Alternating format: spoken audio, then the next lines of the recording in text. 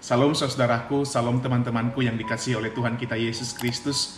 Berjumpa lagi dengan saya di dalam 5 Minute Enlightenment. Dan kiranya damai sejahtera Kristus terus bersama dengan saudara di setiap langkah yang saudara lalui setiap hari.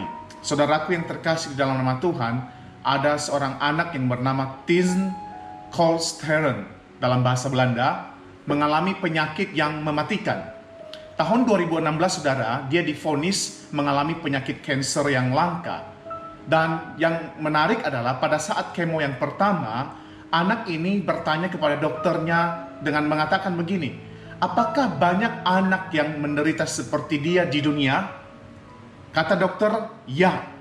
Di seluruh dunia ada saja anak-anak kecil yang menderita seperti dia.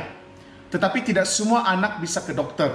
Lalu timbul pertanyaan yang sangat besar dalam pikiran anak ini. Dokter itu menjelaskan bahwa tidak semua anak mempunyai orang tua yang mempunyai uang yang banyak. Di negara-negara miskin, banyak dari mereka yang menderita dan hanya menunggu kematian mereka saja. Setibanya di rumah saudara, anak ini bilang kepada orang tuanya, "Papa, saya harus bekerja mencari uang demi membantu anak-anak yang sakit seperti saya karena mereka tidak punya uang." Papa anak ini tertawa, terharu karena semangat anaknya.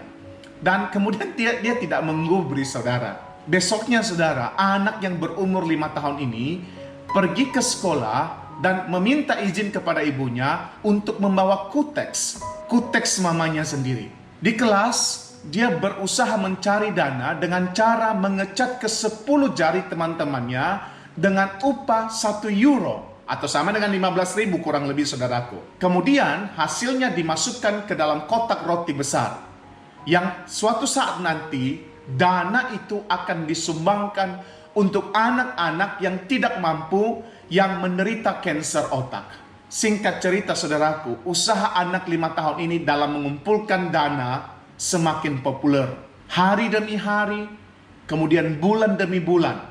Mulai tahun 2016 sampai bulan Mei 2017, jumlah uang yang dikumpulkan sekitar 2.800.000 euro. Kalau diuangkan kurang lebih di uang Indonesia sekitar 42 miliar. Kemudian uang itu diserahkan kepada Palang Merah Belanda yang kemudian disalurkan kepada anak-anak yang menderita kanker otak dan tidak punya uang.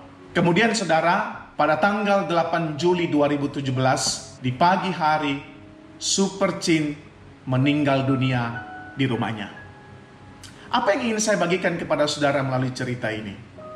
Kegiatan berbagi saudara merupakan gaya hidup daripada gereja mula-mula. Bahkan mereka rela menjual semua harta benda mereka, lalu kemudian mereka bawa di depan para rasul untuk dibagikan kepada mereka yang kekurangan. Yang perlu kita tiru sebagai gereja hari ini adalah semangat seperti ini, semangat berbaginya.